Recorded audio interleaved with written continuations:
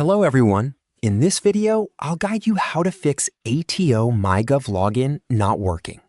If you cannot access your Australian Taxation Office account through myGov, first check your internet connection and try switching between Wi-Fi and mobile data to rule out connectivity issues.